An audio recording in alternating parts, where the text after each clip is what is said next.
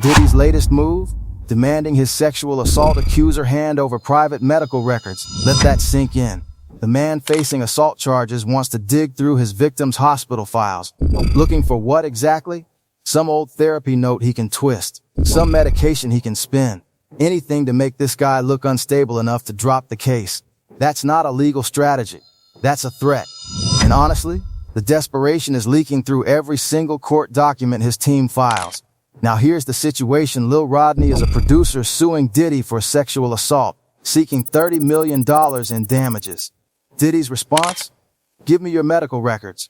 According to the actual court filings, Diddy's arguing Rodney didn't sign off on a records release back in November, claiming it didn't comply with privacy regulations. His legal team is calling Rodney's discovery requests abusive and improper. Abusive, the man facing multiple sexual assault allegations is calling his victims' questions abusive. The projection is deafening. And Cuba Gooding Jr. Diddy's lawyers are dodging that too, calling it improper. Because Rodney claims Cuba was involved in an assault that happened on Diddy's yacht, an A-list actor, a music mogul, and one victim alone on that boat. Diddy should honestly be grateful Rodney went the civil route. Jonathan Hay is already pushing the DA for criminal charges. But Rodney came with a lawsuit, $30 million, and Diddy's still trying to intimidate him into silence. This is someone who's never been told no his entire life. And now that the walls are closing in, it's showing. Just when you thought the legal storm surrounding Sean Diddy Combs couldn't get any more severe, a massive new lawsuit has dropped in Los Angeles, and this one introduces a deeply disturbing angle that implicates not just Diddy, but the very industry gatekeepers tasked with protecting young talent. A lawsuit filed on June 8th, 2026 by a proxy under the pseudonym John Y.H. Rowe alleges a horrific incident of childhood sexual assault dating back to 2007. But what makes this complaint uniquely explosive is who else is being dragged into court. The plaintiff isn't just suing Diddy, he is also suing his former talent managers and agencies, specifically Lang Talent, Deidre Lang, Amsel Eisenstadt, and Frazier, claiming they actively marched him into a dangerous situation to protect their own business interests. Today, we are breaking down the official court documents to look at the exact allegations, the intense pushback from Diddy's camp, and the bizarre legal chaos unfolding around this empire. My name is Jackson Buha, your host of In the Know. Let's get right into it. Let's start with the background context provided in this complaint. The plaintiff, John Rowe, launched his career as a childhood actor in 2004. By May of 2007, he was still a minor under the age of 18, trying to break into higher profile Hollywood roles. To do that, he hired talent managers Deidre Lang, Lang Talent, and the Amsel agency. Legally speaking, when an adult talent agency takes on a minor, the law recognizes what's called a special relationship. According to the filing, these agents held themselves out as protectors and gatekeepers. They had a strict duty of care to vet the events they sent this child to, confirm parental consent, provide an adult chaperone, and ensure he wasn't isolated with powerful adult industry figures. But the lawsuit alleges that the agents completely abandoned him. According to the complaint, in May 2007, the agents sent the minor plaintiff an invitation to an industry networking event in the Hollywood Hills. Neither of his agents actually attended the event with him. No chaperone was arranged and no safety plan was put in place. While mingling at the party, the plaintiff noticed Sean Diddy Combs. Shortly after that, Diddy allegedly approached the underage actor, made small talk about his past work, and said he wanted to speak with him privately about an upcoming project he was producing. The lawsuit states Diddy guided the minor into one of the back rooms and shut the door behind them. Diddy then allegedly offered the minor a sip of his alcoholic beverage. The plaintiff took a few sips and quickly began to feel the effects. What follows in the court document is an explicit account of sexual battery. The filing alleges that Diddy began rubbing the plaintiff's arm, and when the minor stated he felt uncomfortable, Diddy allegedly ignored his pleas, moving his hands down the minor's body, pulling down his clothes, and performing oral copulation on him while simultaneously touching himself. Afterward, Diddy allegedly pulled up his pants, told the minor he'd see where they would go from there regarding the acting role, and walked out, leaving a traumatized teenager alone in a back room in complete shock. Unsurprisingly, Diddy's team is fighting back aggressively against these claims. His representatives released a statement to us, completely blasting the lawsuit, calling the allegations from this quote so-called nameless child actor false and ridiculous. They went on to label the plaintiff as just another hater in a long list of people trying to get in on the money gravy train encouraged by personal injury lawyers, firmly stating that Mr. Combs has never sexually assaulted anyone, including any child. But the lawsuit that's really got Diddy spiraling? The child actor case. And you can tell because he stopped letting his lawyers do the talking. He jumped in himself. Called this accuser someone sitting on a throne of lies. Those were his actual words. A throne of lies. That sounds like something a cartoon villain rehearses in the mirror, not a statement from someone confidently innocent. He followed it up with the usual completely made up, never assaulted anyone. These allegations will be disproven in court like all the rest. We've heard this before, word for word. Remember when Cassie filed her lawsuit? Diddy was outraged, posted statements, tweeted, acted like his entire legacy was being attacked by liars. How dare you spread these lies about my name? That was his whole energy. Then the hotel hallway footage dropped. Him beating Cassie, dragging her across the floor, kicking her while she was down. And just like that, the outrage was gone. Suddenly he's on Instagram, tail between his legs, talking about hitting rock bottom, how his behavior was inexcusable, how he sought therapy, rehab, asked God for mercy and grace. All of that remorse only showed up after the video made denial impossible. Before the footage, lies and defamation. After the footage, tears and apologies. So when Diddy sits here denying allegations involving minors, involving young boys, involving child actors, why would anyone believe a single word? His first instinct is always to lie, always attack the accuser, always play the victim. The apology only comes when the evidence is so overwhelming he has no other choice. And this child actor lawsuit, the details in those court documents are exactly what Diddy was terrified would surface. This isn't a bad boyfriend situation. You can maybe survive that with enough PR, rehab, and time. But this follows you forever. Makes you radioactive. No one works with you. No one platforms you. No one even wants to be photographed next to you. He knew these lawsuits were coming. They were sitting behind closed doors waiting for the right moment. That's why he's raging. That's why he's crashing out. Because innocent people don't rage like this. Innocent people are confused, hurt. They want to clear their name through proper channels. Diddy is furious because he's losing control of something he spent decades locking down.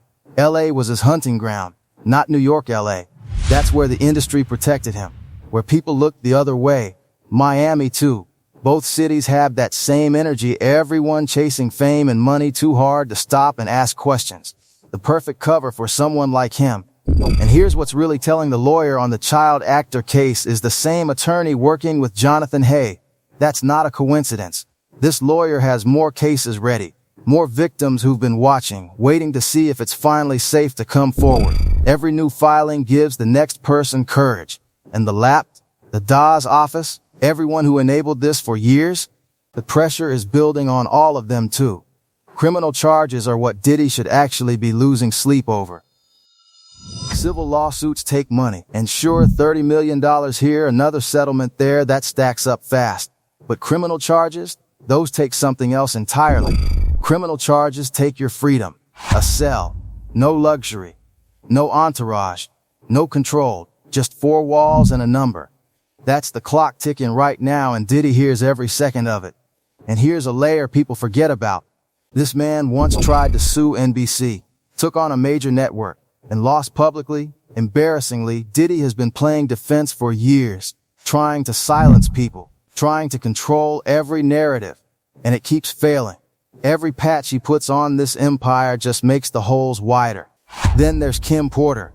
That situation still hangs over everything like a cloud that won't move. Unanswered questions, uncomfortable timelines. No amount of PR makes it go away. And her kids, they're going to have to face whatever truth eventually surfaces. That reckoning is coming whether Diddy's ready or not. Now watch his legal strategy in real time, because it's backfiring spectacularly. Demanding Lil Rodney's medical records makes him look like a bully still trying to intimidate victims. Calling the child actor a liar on a throne of lies makes him sound unhinged. Filing motions about abusive discovery requests while sitting under a mountain of sexual assault allegations, that's not a legal strategy. That's a miscalculation. You have to wonder who's actually advising this man, because maybe nobody is. Maybe he's calling these shots himself. Still convinced he's the smartest person in every room. Still convinced he can outmaneuver everyone the way he used to. He can't. The Cassie video broke everything open. That was the crack in the dam. Before that footage dropped, people had room to doubt. Maybe Diddy was being targeted. Maybe these were cash grabs. Maybe the truth was somewhere in the middle. Then you see him on camera beating Cassie, dragging her, kicking her while she's on the ground. And suddenly every single accusation stops being an allegation and starts feeling like a fact. Because if he'd do that in a hotel hallway where cameras exist, what was he doing in private? What happened on that yacht? What did he do to people who had even less power than Cassie? People who couldn't afford lawyers, people who were just kids. And that's exactly why they're all coming for his money now. Every last one of them. Honestly, they should. If the courts won't lock him up yet, drain every dollar he used to build this empire. Make it impossible for him to fund the legal army that's been protecting him for years. Every settlement, every judgment, every legal fee, it chips away at the fortress. The medical records demand reveals everything about how his mind works. He still thinks he's entitled to his accuser's private information. Still thinks he can weaponize their own trauma against them. Find a therapy session. Find a prescription. Find anything he can spin into this person is unstable and can't be trusted. That's the abuser playbook. Classic. Attack the victim's credibility by any means necessary. Dig through their past. Find the darkest moments and twist them. But medical records don't disprove assault. Going to therapy doesn't mean you're lying. Seeking help after trauma is literally the healthy thing to do. Diddy knows this. He's just banking on the public not knowing it. Banking on that old stigma that anyone with mental health history must be unreliable. It's not going to work. And Cuba Gooding Jr. That thread is going to unravel too. If Rodney's telling the truth about Cuba being involved in an assault on Diddy's yacht, that opens up an entirely new front.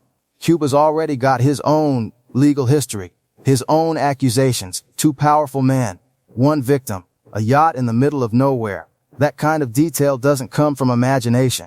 Diddy's team is running from Cuba's name because they know exactly how damaging that testimony would be. They're not calling it irrelevant because it is irrelevant.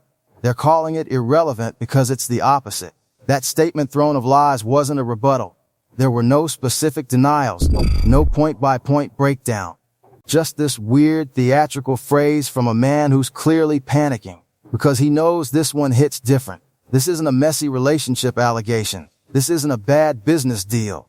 This is the kind of accusation that ends everything permanently. Former allies don't just distance themselves, they disappear.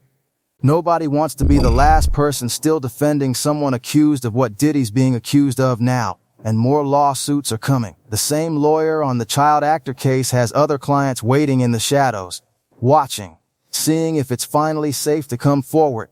Every new filing gives the next person courage. Every public court document emboldens someone who's been sitting on their story for years, maybe decades. Diddy knows this. That's the real source of his rage, not righteous indignation from an innocent man. It's the fury of someone who built his entire empire on one assumption that his victims would stay silent forever. That assumption is collapsing in real time. New York was always his public face. Bad Boy Records, the legitimate mogul, the business empire. But LA and Miami, that's where the real activity happened. The after parties, the exclusive events, the places where boundaries dissolved and the New York media couldn't see a thing. LA is a company town, everyone terrified of losing access, of getting blacklisted. Miami has that transient energy, people flowing in and out, tourists mixed with locals, easy to lose someone in the chaos. Diddy knew exactly what he was doing choosing those cities. And let's not forget this man tried to sue NBC, took on a major network, lost publicly. His whole identity was built on being untouchable, on being the one who makes things happen. Every denied motion, every backfired statement, every lost case, it all compounds. The invincible mogul image is being replaced by the reality of a man who can't control a single thing anymore. Not the narrative, not the legal system, not the public. His kids are the wild card nobody's talking about enough. They've stayed loyal publicly, but the Kim Porter questions aren't going away. There are people who've been saying for years that something doesn't add up about her death. And those voices are getting louder as everything else unravels. What happens when investigators look at that case with fresh eyes? What happens when people who were too afraid to talk before suddenly feel safe? Those kids have to carry all of this. Have to reconcile the father who raised them with the person described in these court documents. That's a weight nobody should have to carry. Now the medical records demand is going to fail. Has to. No judge is going to force a sexual assault victim to hand private health information over to their alleged abuser. HIPAA exists for a reason. Privacy rights exist for a reason. Diddy's lawyers can file motions all day calling Rodney's requests abusive and improper until they're blue in the face. The legal basis is shaky. The optics are a disaster. This is a stall tactic, an intimidation play. Make the process so exhausting, so invasive, that Rodney considers dropping the case just to make it stop. But $30 million is a lot of motivation to keep going. And nobody's backing down. The child actor case is moving forward. Jonathan Hay is pushing for criminal charges. Every single week brings a new filing, a new allegation, another crack in the fortress. Go back and watch the Cassie apology video. Watch it carefully. The calculated remorse, the careful wording, hitting rock bottom, seeking help, finding God, all of it. Then remember, just weeks before that video dropped, this same man was calling Cassie a liar, screaming defamation, playing the victim. He only told the truth when the footage made lying impossible. Apply that same pattern to every denial he's making right now. The child actor, Lil Rodney, whoever comes forward next. Diddy's word means nothing. His denials mean nothing. The only thing that's ever forced this man to be honest is evidence he couldn't kill. So here we are watching him rage against everything falling apart, demanding medical records from victims, calling accusers liars and statements that sound more unhinged every time, dodging questions about Cuba Gooding Jr. and whatever went down on that yacht. The ship isn't sunk yet, but the waterline is creeping up and everyone can see it. Criminal charges are the iceberg that finishes this. The DA is watching. The LAPD is watching. The public is watching. And Diddy knows it, which is exactly why he can't stop filing motions and releasing statements that only make him look worse every single time. Here's the thing though, when Diddy crashes out like this, that's actually a good sign. It means he's not getting his way. It means the system that protected him for decades is finally, reluctantly starting to work against him. He's never getting those medical records. He's never getting his reputation back. All he can do is rage and deny and demand until the next video surfaces, the next witness steps forward, the next criminal charge drops. And based on how fast this is all moving, that day might be a lot closer than anyone thinks.